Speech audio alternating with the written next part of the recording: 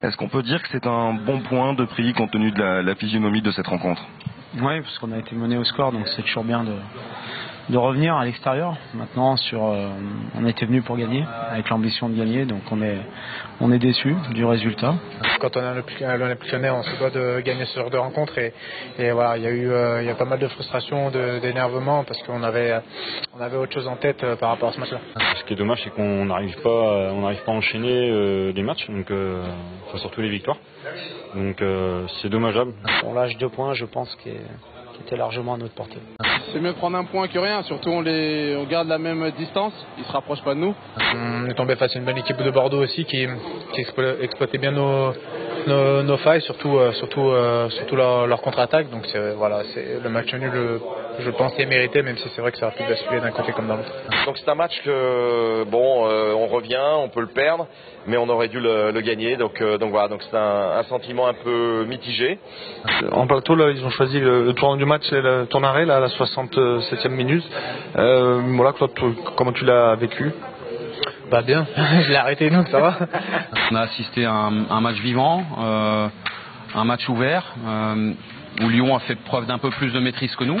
C'est vrai que Bordeaux nous a laissé le ballon et s'est contenté de nous contrer, et ça a marché sur le premier but, même si je pense qu'il y a un hors-jeu. Mais c'est vrai qu'il y a eu quelques interprétations. On était mené au score, peut-être sur une occasion hors jeu, probablement.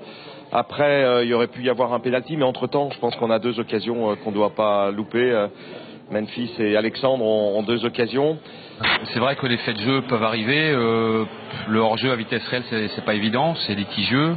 Effectivement, quand on voit les ralentis, Valentin est hors-jeu. Après, je trouve que sur le penalty, c'est une mauvaise interprétation de Monsieur Schneider, parce que le joueur élimine Diakaby et derrière, il va sans doute, en tout cas, frapper, peut-être pas marquer, mais il n'y a aucune raison de se laisser tomber là, à ce moment-là. François pense qu'il n'y a pas pénal. Il y a pénalty parce que je vois l'action à vitesse grand V et je dis à pénalty. Je vois l'action au ralenti et je dis toujours pénalty. Pourquoi? Parce que moi non. Même si on n'est pas d'accord, je m'en fous.